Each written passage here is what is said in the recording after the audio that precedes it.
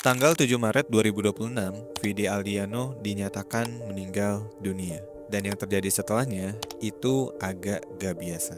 Bukan cuma fans yang nangis, hampir seluruh industri hiburan Indonesia ikut berduka. Mulai dari Deddy Kobuzer ya, yang langsung posting, Raffi Ahmad, Nagita, Afgan, Rosa, Prilly, semuanya itu upload. Tapi mereka itu bukan upload template belasungkawa yang cuma copy paste ya. Mereka semua ceritain pengalaman personal sama Vidi, momen-momen kecil, dan hal-hal yang cuma mereka dan Vidi aja yang tahu. Dan ini akhirnya tuh bikin gue mikir ya, Vidi itu bukan penyanyi yang paling laris sebetulnya di Indonesia. Dia juga bukan influencer dengan followers terbanyak. Tapi reaksi industri pas dia pergi itu selevel sama kehidupan superstar. Kenapa? Alasannya itu karena Vidi ini dicintai secara personal oleh hampir seluruh orang yang pernah kenal dia. Netizen bahkan sampai ngasih julukan ya ke Vidi, yaitu seorang duta persahabatan. Karena dia itu literally hadir di setiap nikahan artis dan juga di setiap momen penting teman-temannya. Bahkan Deddy Corbuzier juga menyebut dia itu social butterfly garis keras, extrovert level maksimal. Dan kalau lu pikirin, Raffi Ahmad juga punya kemampuan yang mirip ya. Orang ini tuh bisa duduk bareng siapa aja, artis Korea, jabat, pedagang kaki lima. Terus dalam 5 menit setelahnya, mereka tuh ngobrol udah kayak teman lama gitu.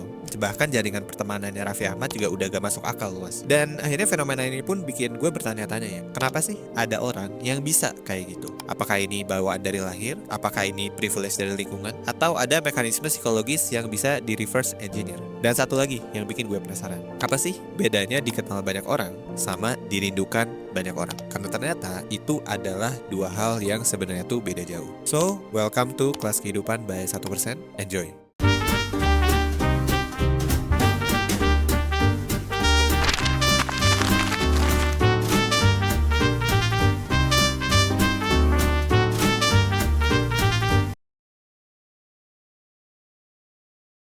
Kebanyakan orang mikir kemampuan sosial itu simpel. Lo ekstrovert, lo ramah, ya udah otomatis bakal disukai. Padahal ada satu riset yang nunjukin mekanismenya tuh sebenarnya lebih kompleks dari itu. Dan yang menarik, salah satu framework paling tajam soal ini bukan datang dari seorang psikolog, tapi itu datang dari seorang agen FBI. Ada satu agen namanya tuh Jack Shaffer. Itu adalah seorang mantan agen behavioral analysis ya di unit FBI. Tugasnya itu selama bertahun-tahun bukan nangkep orang jahat. Tugasnya itu ngerekrut spy atau mata-mata. Jadi dia tuh harus bikin orang asing mau percaya sama dia dalam waktu singkat sampai rela ngasih rahasia negara. Coba bayangin ya, level trust apa sih yang dibutuhin buat itu. Dari pengalaman puluhan tahun itu, Shaffer menyusun sesuatu yang dia sebut sebagai The Friendship Formula. Rumusnya lo bisa lihat di layar ya. Friendship sama dengan proximity, frekuensi, duration, and intensity. Proximity itu artinya lo harus ada ya secara fisik di kehidupan orang itu. Frekuensi, lo harus ketemu dia secara rutin. Duration, interaksinya itu harus cukup kuat dan bermakna ya, dan lama juga, bukan cuma sekedar say hi terus cabut. Dan juga yang terakhir adalah intensity, artinya kualitas interaksinya yang harus genuine, bukan basa-basi doang. Nah sekarang kita coba pikirin almarhum Vidi Aldiano ya. Dia itu selalu ada di acara orang, proximity. Terus juga dia ketemu circle-nya terus-terusan ya, artinya frekuensinya juga ada. Dia juga bukan tipe orang yang datang, senyum, terus pulang. Dia itu stay, ngobrol lama, dan ngabisin waktu bareng, artinya durationnya juga ada. Dan juga cara dia ngobrol itu beneran ngedengerin, beneran peduli, bukan sekedar nanya apa kabar terus call HP,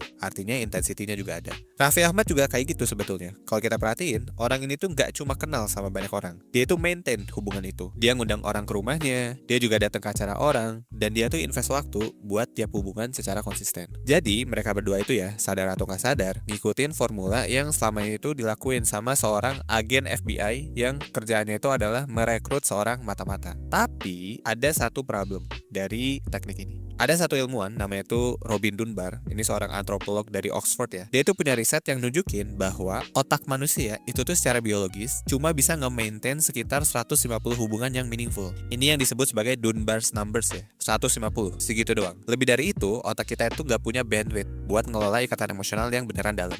Nah tapi pertanyaannya, kenapa nih orang kayak Vidi dan Raffi itu kelihatannya kayak punya ribuan hubungan yang meaningful? Nah gimana caranya? Jawabannya tuh bukan karena otak mereka tuh lebih canggih, tapi mereka itu punya sistem. Mereka ingat detail kecil tentang orang lain, misalnya kayak ulang tahun, cerita yang pernah diobrolin, momen penting. Dan ini bukan karena mereka punya ingatan kayak komputer ya. Ini tuh effort yang disengaja sama mereka.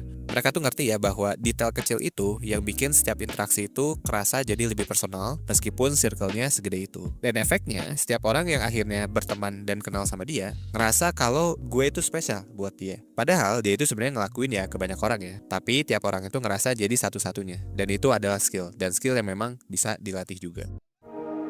Lagi banyak masalah hidup, mau cerita ke orang terdekat, tapi respon keluarga dan teman malah gak suportif gitu.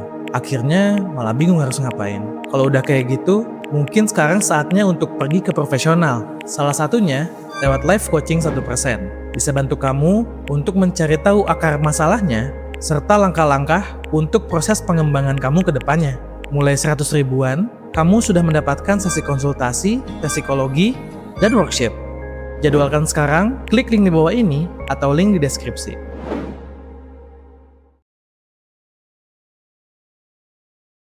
Oke, sekarang gue mau ngomongin sesuatu yang mungkin agak sedikit kontroversial ya. Di internet selama 2-3 tahun terakhir, ada narasi yang sebetulnya tuh makin kenceng tentang jangan jadi orang yang terlalu baik. Atau lo mungkin pernah lihat konten ya, yang isinya itu adalah don't be nice, be respected, atau stop being a people pleaser. Atau mungkin juga quotes-quotes kayak orang baik itu gampang dimanfaatin, maka jadilah orang jahat. Sebagian dari itu actually benar, memang ada benernya ya. Ada bedanya juga antara genuine kindness sama people pleasing yang muncul dari insecurity. Orang yang baik karena takut konflik itu beda sama orang yang baik karena itu value yang dia pilih secara sadar. Tapi gue ngerasa kita udah kebablasan ya sebenarnya, bahkan sampai ke arah sinis gitu dalam menanggapi ini. Karena sekarang nggak peduli itu tuh dianggap keren, cuek dianggap kuat, gue fokus sama diri sendiri gitu misalnya, itu dianggap sebagai enlightened. Atau siapapun yang kelihatan terlalu ramah itu tuh langsung dicap naif atau people pleaser. Padahal kalau kita lihat riset dan datanya ya, itu tuh berkata sebaliknya. Ada satu profesor namanya itu Adam Grant. Dia tuh ngeriset hal ini selama bertahun-tahun guys. Dan akhirnya dia itu mengkategorikan orang itu jadi 3 tipe. Ada givers, orang yang suka ngasih. Ada takers, orang yang suka ngambil. Dan juga ada matchers, orang yang transaksional. Yang mana kalau lu kasih, ya gue kasih gitu. Dan hasilnya, yang paling gagal ya dari ketiga tipe itu, yang paling sering gagal adalah seorang givers. Tapi yang paling sukses juga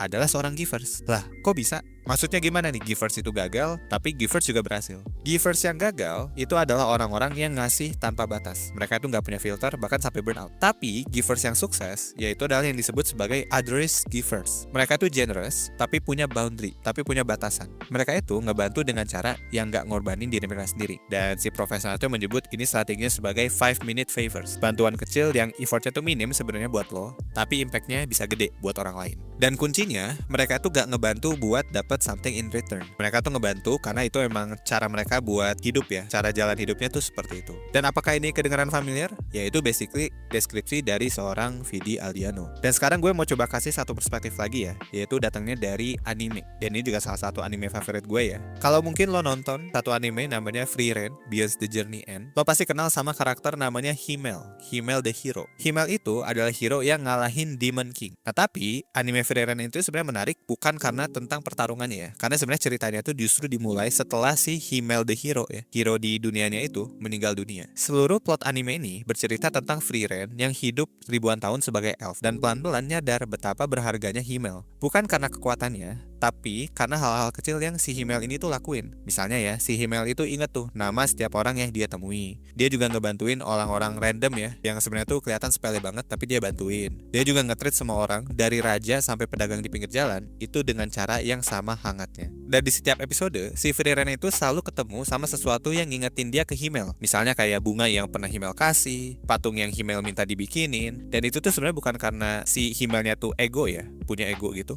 Tapi biar Frieren itu punya sesuatu buat dikenang. Dan detail-detail yang dulu nggak kelihatan penting, akhirnya tuh bikin si Frieren sadar ya, kalau ternyata itu tuh jadi hal yang paling dia hargai setelah si Himmelnya tuh meninggal dunia. Dan ini sebenarnya connect ya sama sesuatu yang udah ditulis Aristotle dari 2000 tahun yang lalu. Dia tuh ngebagi persahabatan jadi 3 level. Yang pertama ada friendship of utility ya, hubungan yang berbasis manfaat. Lo temenan karena lo butuh sesuatu dari dia. Dan kebanyakan networking itu ada di sini. Yang kedua adalah friendship of pleasure, ya ini hubungan berbasis kesenangan. Lo temenan karena seru-seruan bareng. Dan yang ketiga adalah friendship of virtue, yaitu hubungan berbasis karakter, dimana lo temenan karena kehadiran orang itu bikin lo itu jadi orang yang lebih baik. Dan ini tuh adalah level yang sebenarnya tuh paling jarang di dunia ya. Orang-orang kayak Vidi, Raffi, bahkan karakter fiksi kayak Himmel tadi ya, mereka itu main di level ketiga. Pertemanan mereka bukan lagi soal saling manfaat atau saling seru doang gitu, tapi soal gue tuh bisa jadi orang yang lebih baik karena kenal sama dia. Dan ini akhirnya yang ngebedain ya antara mereka sama orang-orang yang cuma asal terkenal doang, cuma asal viral doang, tapi gak benar-benar punya koneksi emosional sama orang-orang di sekitarnya. Oke, gue ngerti semuanya. Tapi gue introvert, gue nggak bisa kayak Vidi atau Raffi. Gue sebenarnya tuh nggak bilang lo harus jadi extrovert mentok kanan gitu ya buat bisa kayak mereka. Introvert itu sebenarnya punya kekuatannya sendiri. Misalnya kayak kemampuan buat dengerin orang lain lebih dalam, kemampuan bikin orang ngerasa aman. Dan ini tuh bukan soal lo harus jadi extrovert sebenarnya. Ini tuh tentang gimana lo bikin orang lain itu ngerasa dihargai. Dan itu sebenarnya bisa dilakuin siapa aja. Mau lo extrovert, mau lo introvert, lo bisa ngelakuinnya. Nah ini ada beberapa framework yang bisa lo langsung pakai ya, biar orang lain tuh merasa dihargai ketika berinteraksi sama lo. Yang pertama adalah host mentality. Ada dua cara orang itu bisa masuk ke situasi sosial. Yang pertama itu adalah guest mentality. Lo datang, lo nunggu diajak ngobrol, dan lo nunggu suasananya nyaman dulu. Yang kedua adalah host mentality. Lo yang bikin orang lain nyaman, lo yang notice siapa yang sendirian, lo yang introduce orang, dan lo juga yang ngambil banyak inisiatif. Kebanyakan orang datang ke situasi sosial itu kayak tamu, nunggu dilayanin. Sedangkan orang kayak Vidi atau Raffi itu tuh selalu datang kayak tuan rumah. Mereka yang ngurusin semua orang. Lo nggak perlu jadi life of the party ya, jadi orang yang dugem-dugem gitu buat kayak gini. Cukup jadi orang yang kalau ada satu orang nih dalam circle lu ya atau dalam grup lu tuh yang belum ngomong, terus lo ajak dia masuk obrolan. Nah itu aja udah jadi host mentality ya sebetulnya. Kecil sih, sepele ya, tapi efeknya tuh gede banget. Yang kedua adalah the compound effect of showing up. Di era sekarang semua orang itu bisa nge-DM happy birthday, semua orang bisa nge-react story, tapi itu tuh sebenarnya effortnya nol. Yang langka adalah beneran datang. Nelpon bukan cuma chat, hadir di acara orang bukan cuma nge-like postingannya, luangin waktu bukan cuma ngirim emoji. Vidi dijuluki duta persahabatan bukan karena dia tuh sering nge-like postingan temen atau nge-post temen-temennya gitu ya, tapi karena dia tuh datang ke nikahan, ke ulang tahun, ke momen yang orang lain tuh skip karena malas atau sibuk, konsisten selama bertahun-tahun. Compound effect-nya baru kelihatan pas dia udah meninggal dunia. Semua orang tuh punya cerita personal soal dia karena dia emang beneran ada di momen-momen itu. Dan kalau lo coba pikirin, kapan sih terakhir kali lo beneran hadir secara fisik buat seseorang yang penting buat lo, bukan lewat layar. Dan ketiga adalah invest di detail-detail kecil. Ingat Dunbar number tadi ya, 150 hubungan. Lo nggak perlu nembus angka itu sebenarnya. Lo cuma perlu bikin orang-orang di circle lo itu ngerasa kalau gue itu penting buat dia. Caranya bukan lewat grand gesture atau gesture-gesture yang besar ya, tapi bisa fokus aja ke hal-hal kecil yang konsisten. Misalnya kayak follow up obrolan minggu lalu, kirim pesan singkat ke temen yang lagi ujian, atau tanyain kabar orang tua temen lo yang misalnya tuh lagi sakit. Itu bukan soal ingatan yang luar biasa ya, ini tuh lebih ke soal perhatian. Lo nge-pay attention ke orang lain, dimana di dunia itu isinya orang yang sibuk scroll feed sendiri, dan perhatian itu jadi sesuatu yang sebenarnya tuh mahal banget. Dan yang terakhir, yang keempat adalah biarin orang tuh ngebantu lo. Dan balik lagi ya, jangan cuma jadi orang yang ngasih, biarin juga orang itu ngerasa bermakna dengan ngebantu lo. Minta saran, minta rekomendasi, minta tolong hal kecil. Bukan karena lo lemah, tapi karena lo tuh ngasih kesempatan ke orang lain buat ngerasa kalau gue itu berguna buat dia. Secara psikologis, itu tuh bikin ikatannya tuh jadi lebih kuat ya, dibanding kalau lo terus-terusan yang jadi pihak yang ngasih buat mereka. Hubungan yang sehat itu dua arah, dan kadang keberanian buat terima itu lebih susah daripada keberanian buat ngasih. Oke guys, sebelum lanjut gue mau ngasih tahu info buat lo yang lagi ngerasa bingung, ngerasa stuck sama hidup akhir-akhir ini. Entah itu soal karir, pendidikan, hubungan, keluarga, pernikahan, atau hal-hal personal lainnya. Sekarang 1% tuh nyediain psikotes premium. Di dalam psikotes premium ada berbagai pilihan tes yang dirancang buat ngebantu lo lebih paham siapa sih diri lo sebenarnya, supaya lo bisa ngambil keputusan hidup lo dengan lebih baik. Psikotes ini tuh ngegabungin berbagai jenis tes psikologi profesional. Jadi setiap lo beli, lo bakal dapet beberapa psikotes, disatuin reportnya jadi puluhan halaman untuk hasil yang akurat dan personal. Lo bisa baca puluhan halaman ini, dan yang paling keren, kalau lo nggak ngerti atau lo ada pertanyaan, lo bisa dapet insight lanjutan lewat konsultasi bareng expert dari 1%, langsung berdasarkan hasil tes lo. Langsung aja kunjungi 1.bio/psikotes premium buat info lebih lanjut. At the end of the day, kemampuan sosial itu bukan soal jumlah temen di Instagram atau seberapa luas networking lo ya. Kemampuan sosial yang benar penting itu cuma satu, yaitu bikin orang lain ngerasa mereka itu penting ketika mereka tuh lagi bareng sama lo. Lo nggak tahu kapan orang yang lo kirim pesan gimana kabarnya hari ini bakal jadi orang yang ngebantu lo 10 tahun dari sekarang. Lo nggak akan pernah tahu ya, momen gak penting yang lo hadirin hari ini bakal jadi cerita yang seseorang ingat seumur hidup. Vidi nggak pernah ngitung itu semua. Dia lakuin karena emang gitu cara dia hidup, tapi hasilnya kelihatan ya. Di hari dia pergi, seluruh industri ngerasa kehilangan. Bukan kehilangan penyanyi, tapi kehilangan seorang teman. Dan terakhir, gue juga mau minta pendapat lo ya. Gue mau nanya, siapa duta persahabatan dalam hidup lo? Orang yang selalu hadir, orang yang mungkin ngerasa dihargai ya. Lo itu ngerasa dihargai ketika bersama dia, dan orang yang selalu ada di momen yang penting buat lo. Lo bisa sampein aja ya orang itu di kolom komentar, dan lo juga bisa ceritain tentang orang itu. Dan kalau lo suka video-video kayak gini, kita juga pernah bikin video yang serupa ya. Lo bisa cek ada video kita yang ada di sebelah kiri atau sebelah kanan. Silahkan lo bisa pilih sesuai dengan minat lo suka yang mana. I think that's all for today. Gue Danang dari 1%. Jangan lupa bahagia dan jangan lupa hidup seutuhnya. Thanks.